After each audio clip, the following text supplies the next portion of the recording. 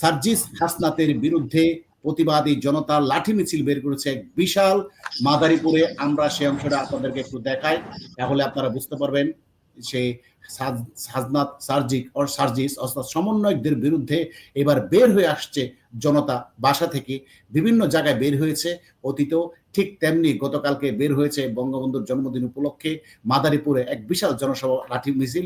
আমরা সেই মিছিলের দৃশ্যটা একটু দেখি।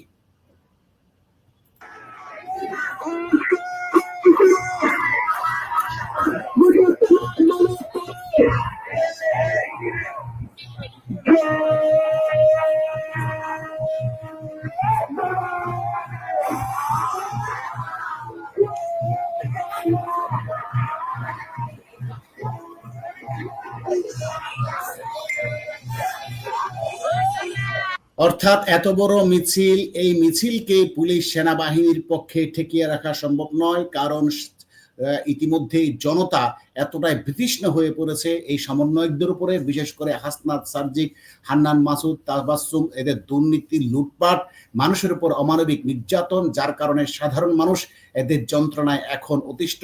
এই মিছিলে যোগ দিয়েছে হাজার হাজার বিদ্রোহী জনতা, তারা পিঠের চামড়া তুলে ফেলবে হাসনাত সার্জিসের বলে স্লোগান দিচ্ছে। আমার সাথে যুক্ত আছেন সাংবাদিক জয় আহমেদ। জয় আহমেদ, আপনার কাছে জানতে চাইবো, এই যে এত বড় মিছিলে হাসনাত সার্জিসের বিরুদ্ধে লাঠি মিছিল, তাতে করে পুলিশ বাধা দিচ্ছে না কেন, সেনাবাহিনী বাধা দিচ্ছে না কেন, আপনি যদি একটু বলতেন। বিষয় হলো, হাসনাত সার্জিসরা আন্দোলন করেছিল একটি বৈষম্য বিরোধী ছাত্র আন্দোলনের ব্যানারে, যে তাদের হলো কোটা বিরোধী আন্দোলন। কিন্তু তারা ইতিমধ্যেই টাকার পাহাড় গড়েছে, নিজেরা রাজনৈতিক দল গঠন করেছে, তারা এখন রাষ্ট্রীয় ক্ষমতায় বসতে চায়। তো এটা আসলে সাধারণ মানুষ তো এটাকে একসেপ্ট করবে না। বাংলাদেশে একটা রাজনৈতিক চর্চা যেটাকে বলি আমরা, সুষ্ঠু রাজনৈতিক চর্চা বা রাজনৈতিক ধারাবাহিকতার মধ্যে এটা পড়ে না, যার কারণে সাধারণ মানুষ এটা মেনে নিচ্ছে না। পাশাপাশি যারা আইন শৃঙ্খলা বাহিনী, তারাও দেখতেছে যে এরা আসলে অনেক বাড়াবাড়ি করতেছে এবং সর্বময় ক্ষমতার অধিকার হওয়ার যে প্রচেষ্টা, এটা তারাও ভালোভাবে নিচ্ছে না। যার কারণে সাধারণ জনতা যে রাস্তায় নেমে আসছে, এটাতে আপনার এই আইন শৃঙ্খলা বাহিনীর পূর্ণাঙ্গ সমর্থন আছে আমি মনে করতেছি। হ্যাঁ, আপনার কথা এটা বোঝা যাচ্ছে। আপনারা কয়েকদিন আগে দেখেছেন সমন্বয়ক আসিফ মাহমুদ ভুঁইয়া সেনাবাহিনীকে হুমকি পর্যন্ত দিয়েছে, যার ফলে সেনাবাহিনী এবং পুলিশ বাহিনী, বিজিবি, তারাও মনে মনে খুব খুশি যে ছাত্র জনতা জেগে উঠছে আস্তে আস্তে। আমার মনে হয় সারা বাংলাদেশ থেকে এভাবে জনতা যদি বের হয়ে আসে, তাহলে প্রশাসন তাদের ঠেকাবে না, বরং নীরবতা পালন করবে, জনতাই এদের পিঠের চামড়া তুলে ফেলবে, যেমনটা এরা বলছে। আমরা শুনি তারা কি বলে। প্রিয় দর্শক, আপনারা দেখতে পাচ্ছেন যে জাতির জনক বঙ্গবন্ধু শেখ মুজিবুর রহমানের 105তম জন্মদিন উপলক্ষে মাদারীপুরের বিভিন্ন সর্বস্তরের জনগণ জন্মদিন পালন করতে মাঠে নেমেছে। তারা বলছে এক মুজিব লোকান্তরে, লক্ষ মুজিব করে করে তাদের এই স্লোগানে প্রকম্পিত হচ্ছে রাজপথ।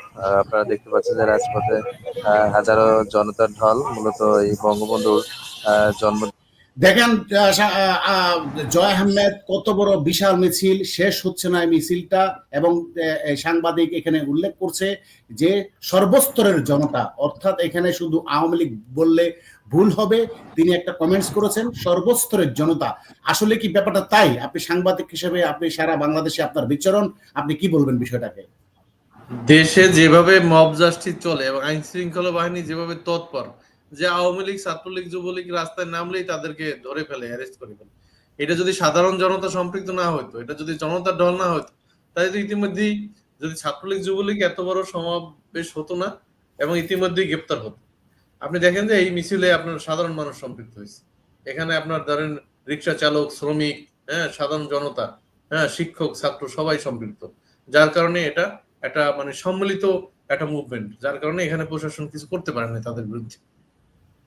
তাহলে কি আগামীতে দেশব্যাপী সারা জেলায়, সারা আনাচে কনাচে এরকম সমন্বয় নামক জঙ্গিদের, দুষ্কৃতকারীদের বিরুদ্ধে কি জনগণ আস্তে আস্তে রুখে দাঁড়াচ্ছে বা তারা কথা বলছে?